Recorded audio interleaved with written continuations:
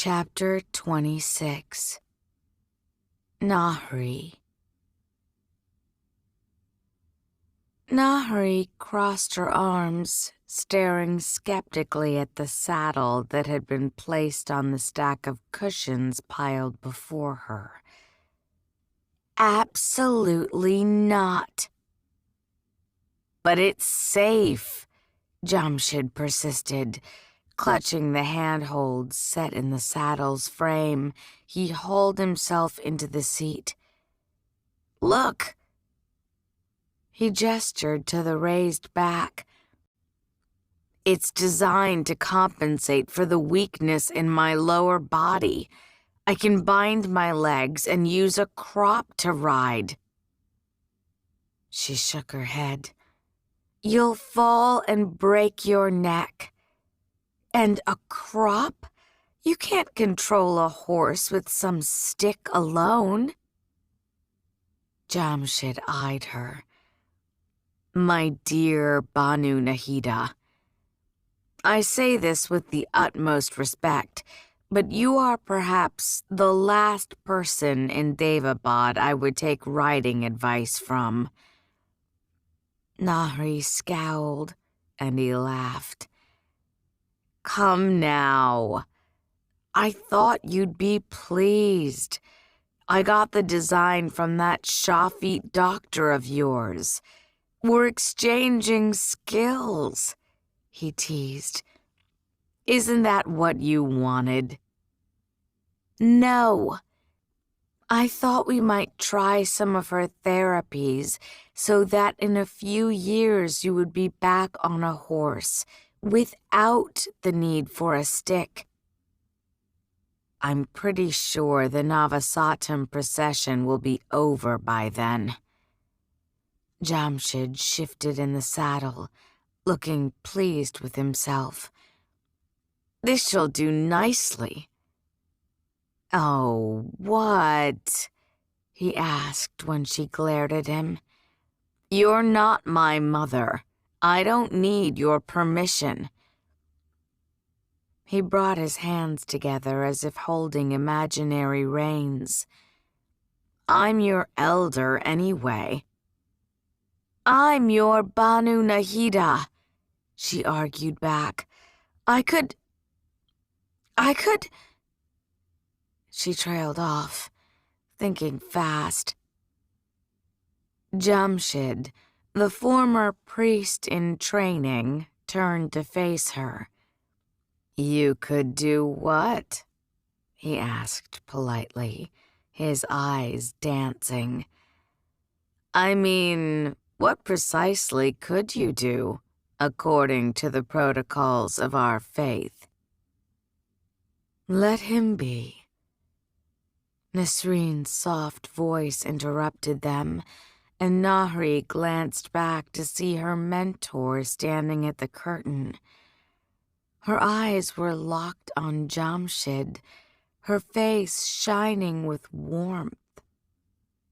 You should ride in the Navasatum procession, if that's what you desire. It does my heart good to see you like this, even if your current stallion leaves much to be desired, she added, nodding to the stack of cushions. Nahri sighed, but before she could respond, the sound of retching came from across the infirmary. Jamshid glanced over. It looks like Sayyide Makal is sick again. Then you better get over there, Nahri replied. If you have time to construct horses out of cushions, my brilliant apprentice, you have time to deal with fireworms. He made a face, but slipped from the saddle, heading for the sick patient. He didn't take his cane, and Nahri could not help but feel a quiet sense of triumph as he made his way steadily across the room. It might not be happening as quickly as Jamshid liked, but he was getting better. She glanced at Nisreen, wanting to share her happiness, but Nisreen quickly dropped her gaze, collecting the glasswork Nahri had been using to prepare potions earlier. Nahri moved to stop her. "I can do that. You shouldn't have to clean up after me." "I don't mind." But Nahri did. She pulled the pair of beakers from Nisreen's hands and set them down, taking the other woman's arm. "Come." Nisreen made a startled sound. "But..." "No, but. You and I need to talk." She snatched up one of the bottles of soma that Razu had gifted her. It was proving a rather effective pain management technique. "Jamshid," she called, "you're in charge of the infirmary." His eyes went wide over the bucket he was trying to maneuver beneath Sayyida Makal. Curly gold fireworms clung to his wrists. "I'm what?" "We'll be right outside." She escorted Nisreen to the balcony, pulling her to a bench and pressing the bottle of soma into her hands. "Drink." Nisreen looked indignant. "I beg your pardon." "Drink," Nahri repeated. "You and I clearly have some things to say to each other, and this will make it easier." Nisreen took a delicate sip, making a face. "You have been spending too much time with Jinn to be acting thus." "See? Aren't you happy you got that off your chest?" Nahri asked. "Tell me I've ruined my reputation, that the priests are saying I've strayed, and Kaveh is calling me a traitor." Her voice grew slightly desperate. "None of you can meet my eyes, nor want to talk to me, so surely that's what's being said." "Banu Nahri." Nisreen sighed, and then took another swig of the soma.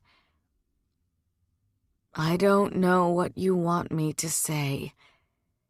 You laid hands on dozens of Shafit in broad daylight.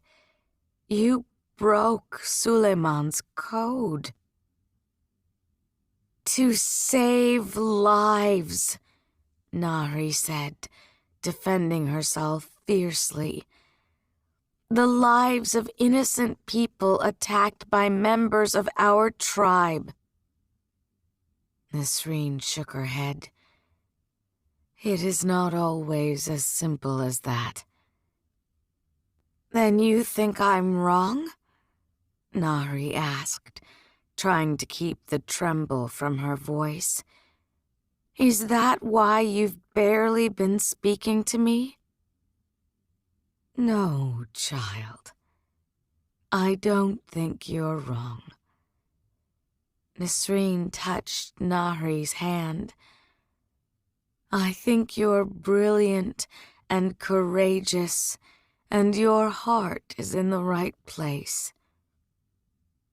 If I hold my tongue, it's because you share your mother's stubborn streak, and I would rather serve quietly at your side than lose you altogether." "You make me sound like Ghassan," Nahri replied, stung. Nisreen passed over the bottle. "You did ask." Nahri took a long drink of the soma, wincing as it burned down her throat. "I think I went too far with him," she confessed. Ghassan's cold eyes as he gazed at her in the ravaged work camp were a thing not easily forgotten. The king, I challenged him. I had to do it, but... She paused, remembering his threat to reveal her as a Shafit. I don't think he's going to let it pass unpunished. Nisreen's expression darkened. Did he threaten you? He doesn't need to. Not directly. Though I suspect he sent Hotset away in warning to me as well as to Ali. A reminder of the place of queens and princesses in his court, no matter how powerful their family. Nahri's lips thinned in distaste. Right now, he and I hold each other in check. But should things shift... She took another swig of the soma, her head beginning to swim. I'm so tired of this, Nisreen. All this plotting and scheming just to keep breathing. It feels like I'm treading water. And God, do I want to rest. That lay between them for a few long moments. Nahri stared at the garden, the setting sun throwing it in shadow. The air smelled rich, the soil wet from the day's unexpected rain. The soma in her veins tingled pleasantly.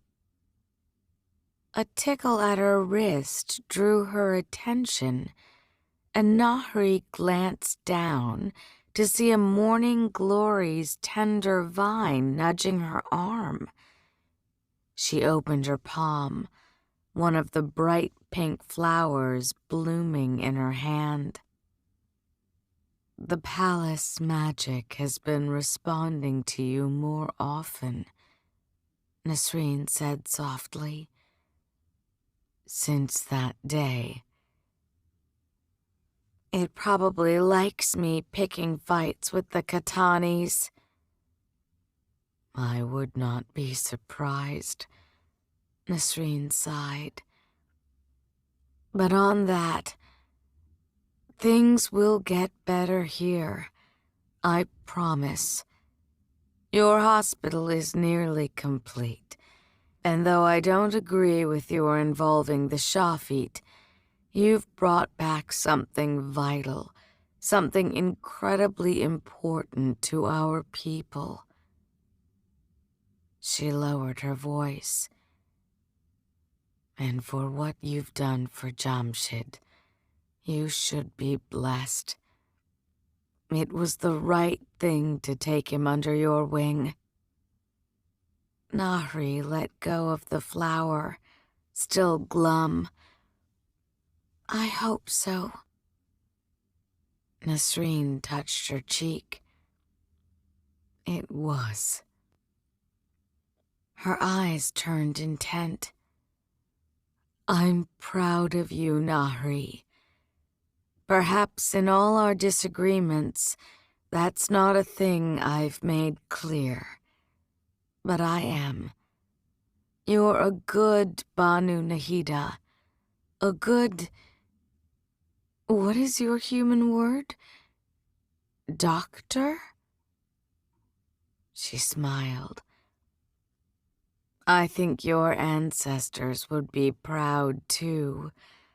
A little horrified, but proud. Nahri blinked, her eyes suddenly damp. I think that's the nicest thing you've ever said to me. Happy Navasatum, the other woman offered dryly. Happy Navasatum, Nahri repeated, raising the bottle. To the start of a new generation, she added, trying to stifle the slight slur in her voice. Nisreen pulled the bottle from her hands. I think that's enough. Nahri let her take it, working up the courage to ask her next question. You said I was stubborn. Do you think I'm being too proud? I don't understand. Nahri stared at her hands, feeling self-conscious. If I had any sense, I'd be patching things up with Muntadir. I'd be returning to Muntadir. I'd find a way to give Ghassan the grandchild he wants. Nisreen hesitated. That strikes me as a terrible reason to bring a child into this world. It's the pragmatic one, and that's what I'm supposed to be. Nahri pointed out, bitterness stealing into her voice. Pragmatic, heartless. That's how you survive in this place. It's how I've survived everything. Nisreen's voice was soft. But what do you want, Nahri? What does your heart want? Nahri laughed, the sound slightly hysterical. I don't know. She looked at Nisreen. When I try to imagine my future here, Nisreen, I see nothing. I feel like the very act of envisioning the things that make me happy will destroy them. Nisreen was looking at her with open sympathy. Oh, Banu Nahida, don't think like that. Listen, Navasatum begins tomorrow. Enjoy it. Enjoy your hospital and the parade. Ghassan will be too busy overseeing everything to scheme. She paused. Try not to fret over your future with the Katanis. Let's get through the next few days, and we can sit and discuss all this after. Her voice caught. I promise you, things are going to be different very soon. Nahri managed to nod, Nisreen's calm words dissipating some of the fear that had gripped her heart. They always did. Nisreen had been a steadying presence at Nahri's side since her first day in Daevabad. She'd saved her from the various plots of the harem and guided Nahri's trembling hands through countless procedures. She'd rinsed Thara's ashes from Nahri's tear-streaked face and quietly told her what to expect on her wedding night. And yet it suddenly struck Nahri that for all the times she'd unburdened herself to Nisreen, there was still so little she knew about her mentor. Nisreen, can I ask you something? Of course. Are you happy here? Nisreen looked surprised by the question. What do you mean? I mean, Nahri wrung her hands.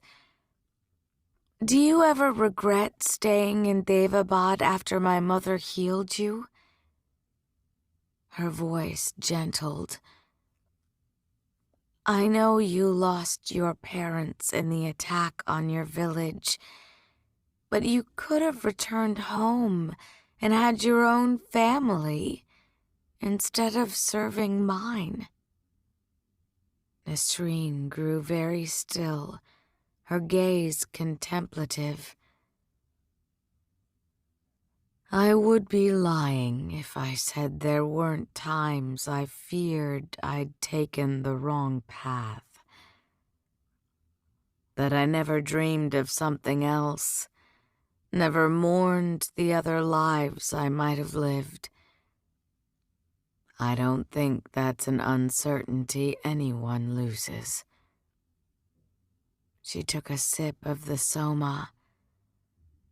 But I've led an astonishing life here. I've worked alongside Nahid healers, witnessing the most miraculous, incredible things magic is capable of. I've saved lives and consoled the dying. She smiled again, taking Nahri's hand. I've taught the next generation. Her eyes grew wondrous, seeming to gaze into a distance Nahri couldn't see. And there are even greater things to come. Does that mean you plan to stay? Nahri asked, a mix of jest and hope in her voice. Because I could really use another Deva at my side. Nisreen squeezed Nahri's hand. I will always be at your side. Sitting stiffly with Muntadir in the massive throne room, Nahri watched the oil in the tall glass cylinder burn low.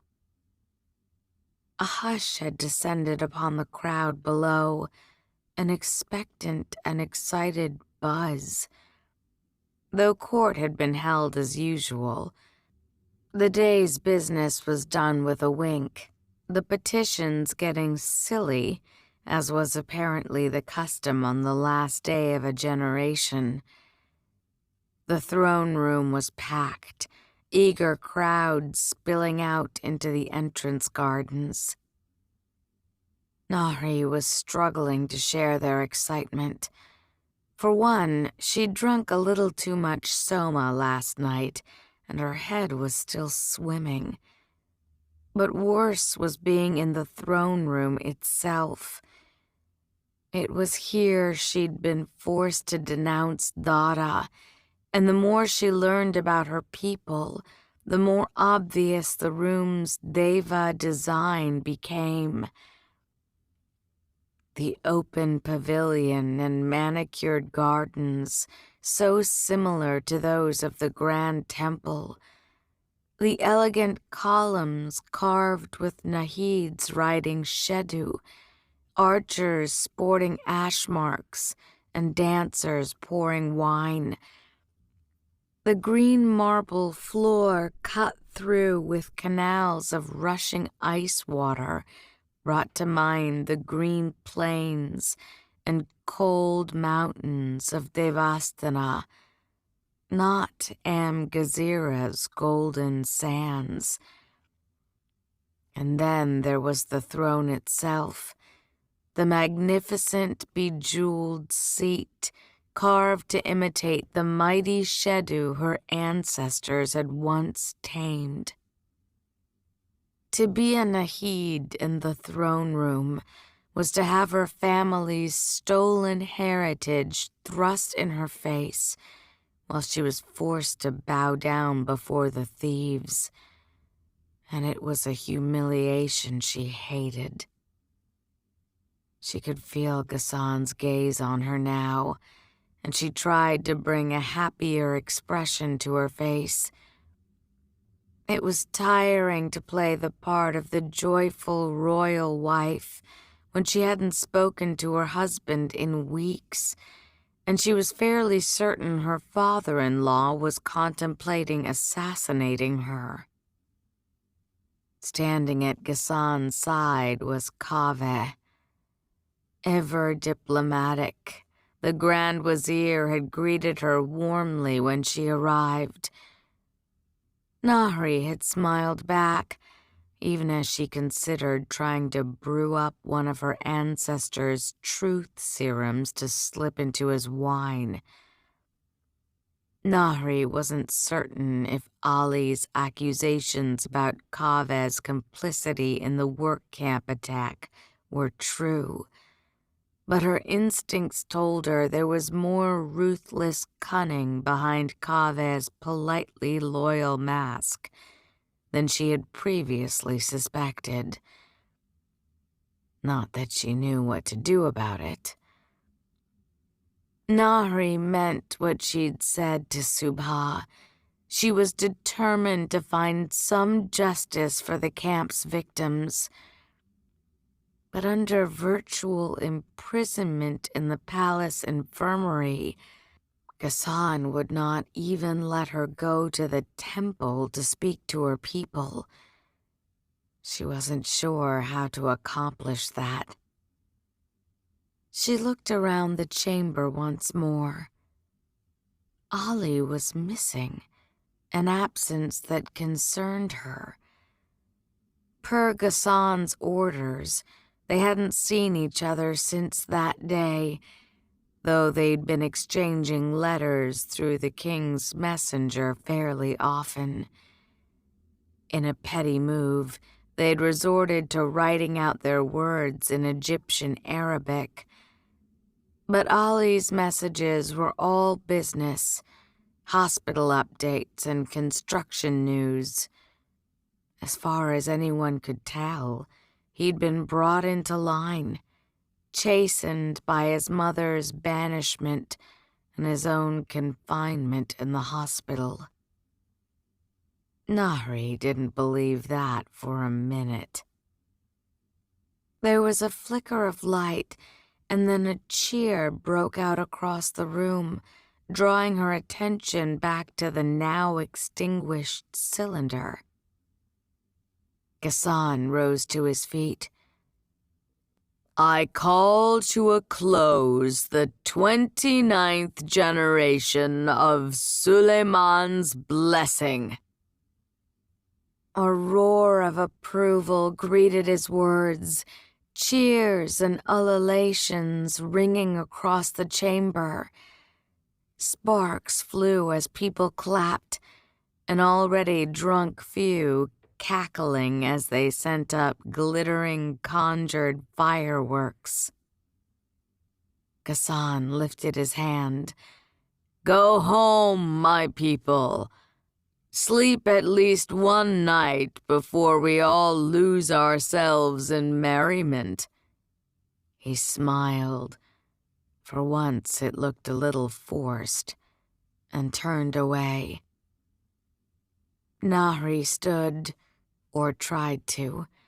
Her aching head protested and she winced, her hand going to her temple. Muntadir caught her shoulder. Are you all right? He asked, sounding at least half concerned. Fine, she muttered, though she let him help her. He hesitated.